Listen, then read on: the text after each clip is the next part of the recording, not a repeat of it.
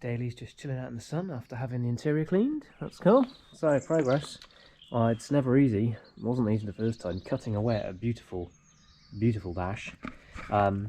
We fillered, we layered, we fillered, we primered, and then we found we didn't have paint. So I used a combination of hammerite and some sparkly dust stuff that Mrs. had, because it turns out my primer can was actually lacquer. So we'll see how that goes. But it was an absolute mess, so looks alright. It's sparkly. Doesn't really match anything. Well, it matches the roof, of course. Yeah, dash. So we've had to cut out to the point where I can't really make it any thinner. I think it'll be compromised. However, from the original cutout for the Ford dash, we had to make this, unfortunately.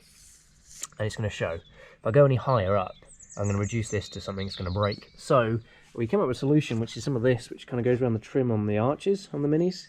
Then we'll take a few snips in it, and then hopefully you can see that it'll bend around the corner real nice. I can't really do it one-handed, I'm too close, but like that.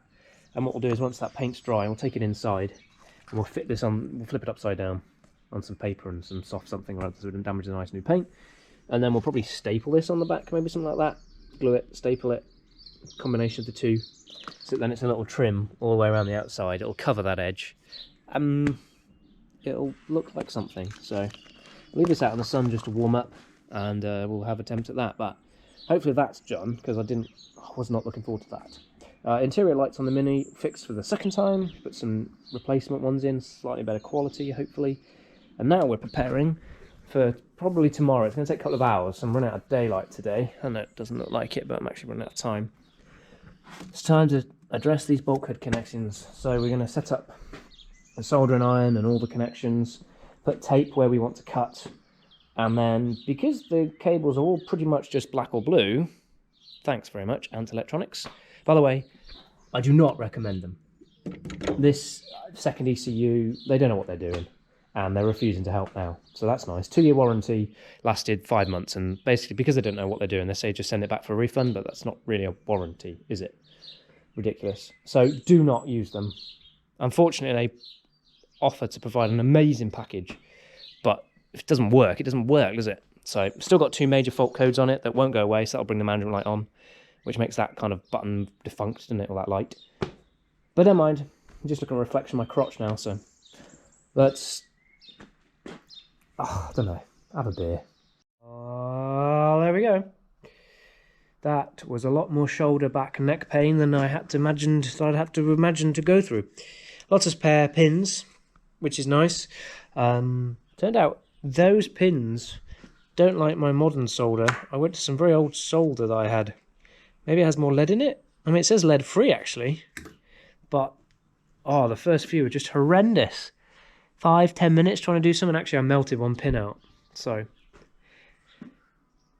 once I found the right combination, it seemed happy enough. Good. So we do have to do some taping.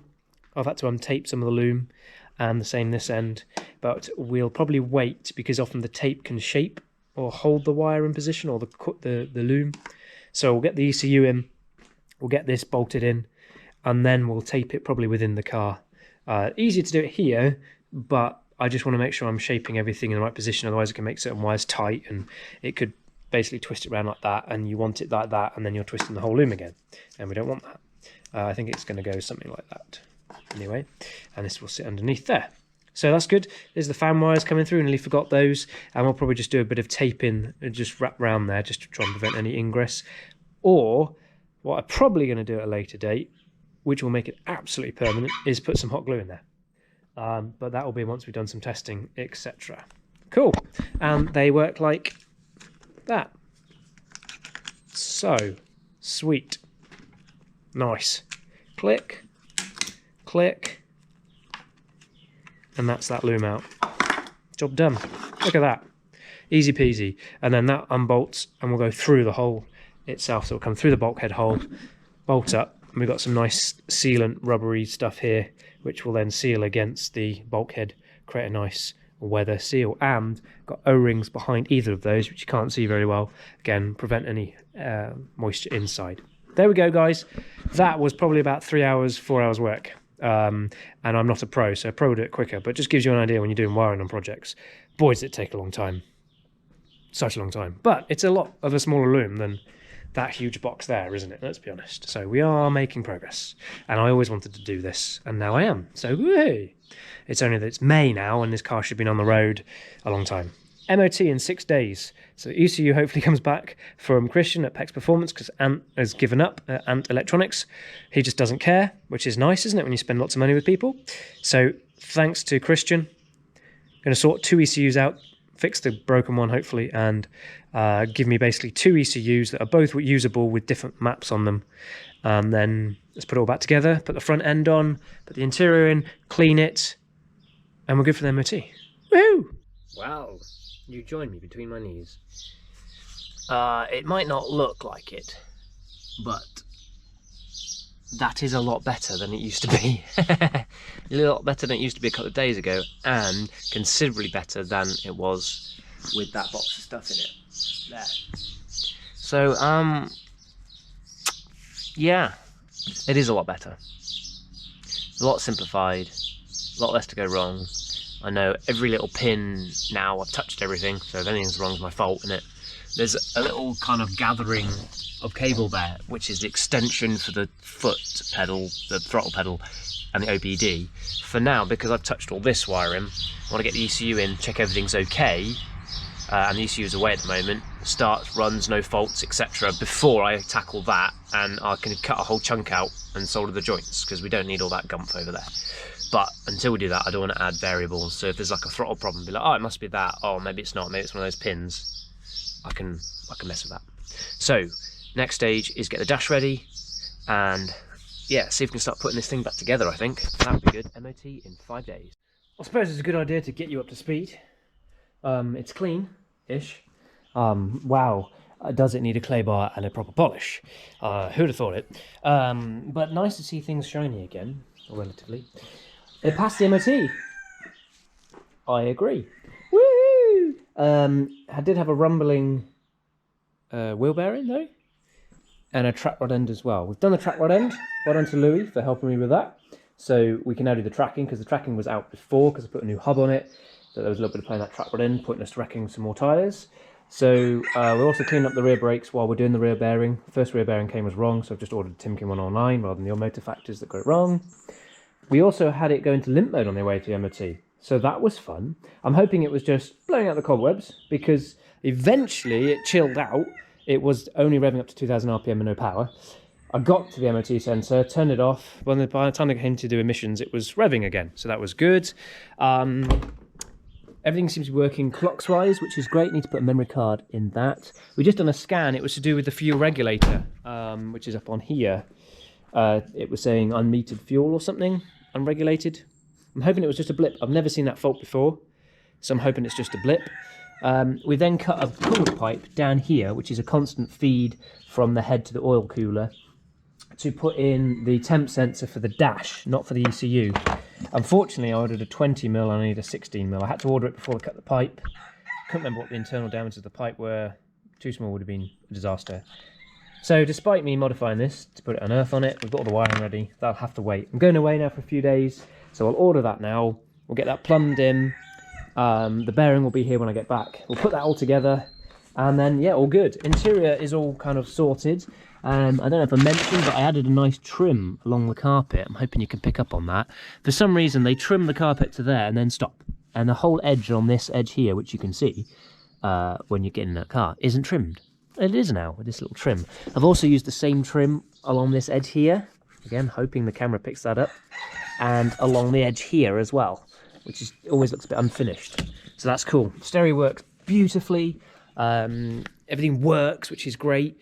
I must find a new cowl now, because I cut the old cowl apart for the old loom setup. So yeah, that's gone, and we need to do something about making a glove box, because now we actually have space behind the glove box to put a glove box to fit some gloves in. So that would be nice to sort out, really, wouldn't it? Yeah. Otherwise, yeah, okay. Softening the dampers definitely was better.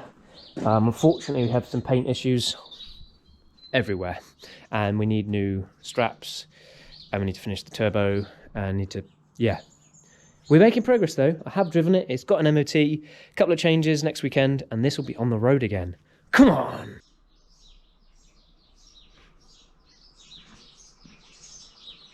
I think there's a steam train coming. Cool. We'll go and capture that quickly. But in the meantime, quick update. We have wired in the coolant sensor.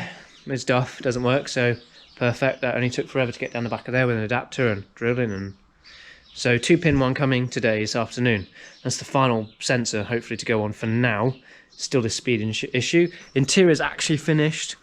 I broke a piece of wire for the interior lights. That's working. All the clocks are working. The dash is working. Dash cam working. Rear bearings are all together. So nice new Timken bearing there. Adjusted the rear brakes. Pedal feels a lot better. Winning.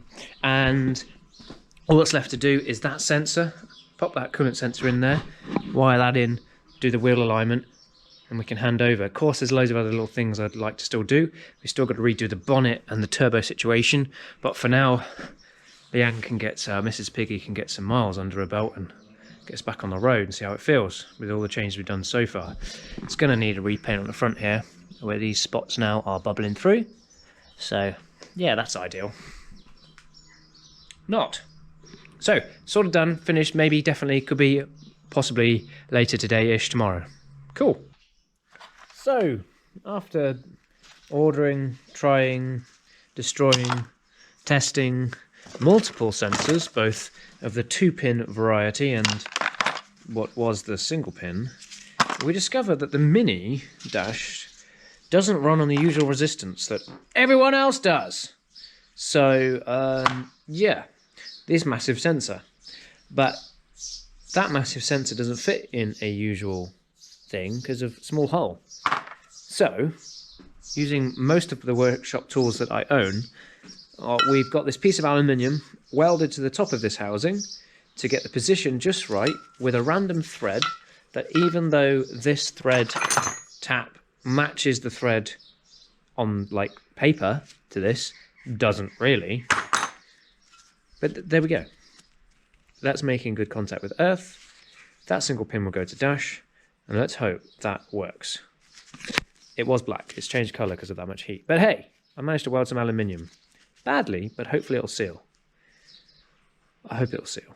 I really hope that seals. That's some terrible welding. I could paint it, but at this stage I just want it to work. I just want it to work, not leak and work.